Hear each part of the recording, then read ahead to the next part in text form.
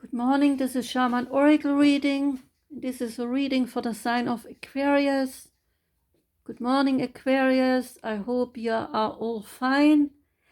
And before I start the reading, I like to explain the card decks, okay? On the left is the white offering card. It's a short saying to give you some guidance for the day or whenever you get to hear the message. Then comes the Moonology card deck, and the Moonology card deck has new moon cards, full moon cards, special moon cards, and for each zodiac sign is assigned one new moon card and one full moon card. Then comes the Celtic Plant Oracle deck, and that deck has different plants and flowers that are relevant to the Celtic life. And lastly comes the Celtic Shamans pack, and the Celtic Shamans pack has many different categories about vision, movers, empowerers, the worlds, the elements, the totem beasts, and the shapers. And it is a very imaginatory card deck with lots of stories about Celtic life, dreamlike stories, and sometimes it's a little bit hard to understand, but it's nonetheless very interesting, and I hope we all understand it together while we hear about it. Okay, so let me start with the so-called Wild Offering Oracle card. And the Wild Offering card that came out for Aquarius is called Relationship. And it reads, I call in the infinite power of love to take over this union in every way.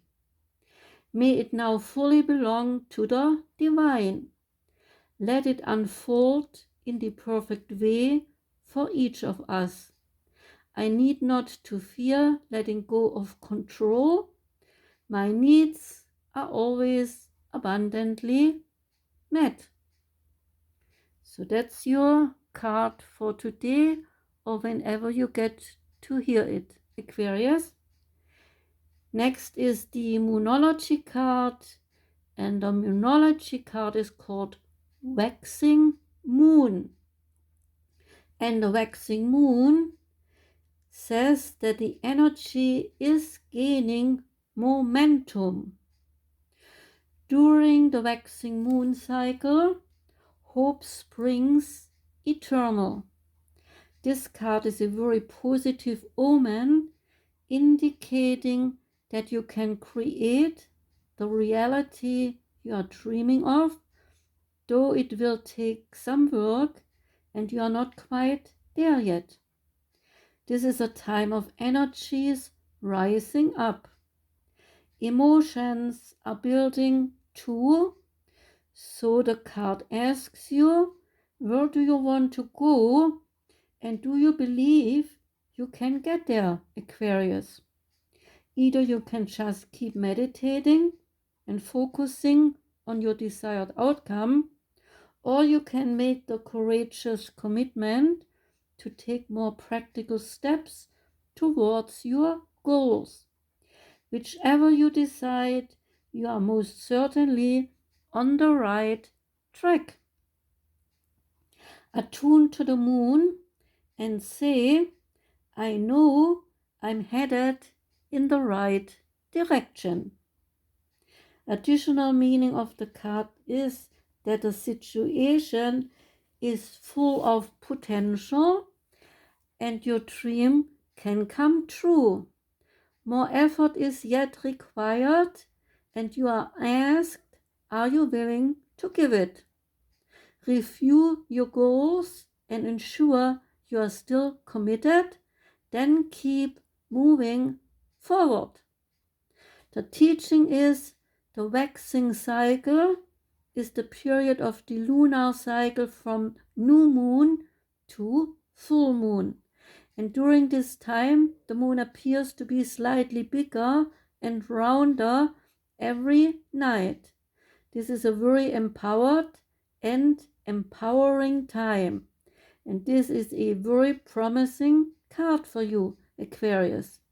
It suggests now is the time to make plans and to act on them, no matter when you actually pull the card or hear this message. I think that's wonderful, Aquarius, right? Now we come to the Celtic Plant card, Cornflower. The cornflower is above all considered to be a symbol of hope for love. This flower was worn by single men to signify that they were eligible bachelors. The cornflower owes its name to the fact that in the past it often grew on fields of cereal grains and was seldom seen in other places except in cornfields. The cornflower is native to the temperate climate of Europe. Today this flower has become very scarce in the fields and has acquired the status of an endangered species due to the overuse of herbicides and intensive nitrogen fertilization. In North America and Australia, the cornflower has been naturalized as an ornamental plant. In these regions, the cornflower has been cultivated since colonial times. Cornflowers are associated with hope, remembrance, devotion, love, fertility, and unity. Lunasa is the harvest time celebrated by the Celtic people on or around the 1st of August in the Northern Hemisphere and the 1st of February in the Southern Hemisphere. So Lunasa is celebrated as the first of two harvest festivals. The next one is in the autumn equinox. At Lunasa, we see the fields of corn being cut, and for some people, this is the true time of the festival of Lunasa. An Irish story relating to harvest is, in the fields, John Barleycorn, so he is called, who laid with the lady in the woods of Beltane, has grown old and now stands bent with a cane. He looks to the sun as he has changed from green to gold, and he knows that his time has come. His life will feed the people, and it is this sacrifice that we honor at Lunasa, also known as Lammas or first harvest. The name of this festival is Irish Gaelic for commemoration of Lu. Some authors give the meaning as a marriage or gathering or feast in the name of Lu. The meaning remains the same. Lu is the deity of Lunasa, and the feast is called harvest. Although Lu gives his name to this festival, it is also associated with Lu's foster mother, who is said to have cleared the way for the introduction of agriculture in Ireland, thus linking Lunasa to the land and to the harvest. Lunasa marks the beginning of fall or autumn. It takes place on the 1st of August, a date internationally agreed upon, or on the day of the full moon. Next to this date if you want to celebrate it, when the Celtic people probably celebrated it. Lunasa marks the beginning of the noticeable descent of the sun into the darkness of winter. The god of harvest is the green man, also known as John Barleycorn. He sacrifices himself every year in order to enable human life on earth. In some areas, his death is mourned with wreaths decorated with poppies and cornflowers. The grain is cut and part goes into bread and nutrition, and another part is stored away and used as seeds for next spring to create new life again. Looking at that, the thoughts about sacrifice, transformation, death, and rebirth are also a part of the harvest time Lunasa. The celebration of Lunasa includes the ritual of cutting the first grain and an offering of it, possibly the making of a first meal, and the ritual of sharing the food with the community, eating together and dancing. The deities of Lunasa are Danu, the mother of gods and of men, and Lu, the patron of scholars, craftsmen, warriors, and magicians. Lu seems to have been worshipped just like his Greek and Roman correspondents, like Hermes and Mercury, mostly on elevations, hills, or mountain tops. The plant of Lunasa, the harvest time, is any form of grain or corn, and in a wider sense, every fruit of the field or the garden. The essence of Lunasa, the harvest celebration, is the joy to express gratitude to the gods and the earth spirits for their blessings and gifts that are now received in harvest time. In times of the microwave and frozen pizza, it may seem anachronistic to thank for the harvest. Many of our modern foods make it hard to still see any connection to the grain on the fields. And yet, there is a way to connect with nature via the food that we eat. This is especially true of the self-harvested foods, but also the way we prepare fresh fruits and foods and how we take time to eat it is one way of expressing our thanks for the harvest all year around, but especially at Lunasa. The Celtic Shaman's pack card, the crane, is a totem beast in Celtic life. It shows a crane standing in a pool of tranquil water. To one side is an altar dedicated to the god Tarvos Trigaranus, which depicts 3 cranes and a bull amidst the tree of light. The totem beast crane is a bird much associated with preservation and transmission of lore in Celtic tradition.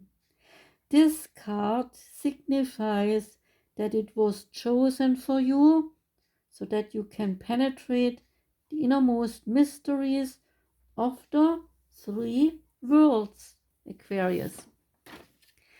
The lore here is in the stories of the Irish hero Fionn McCamhail.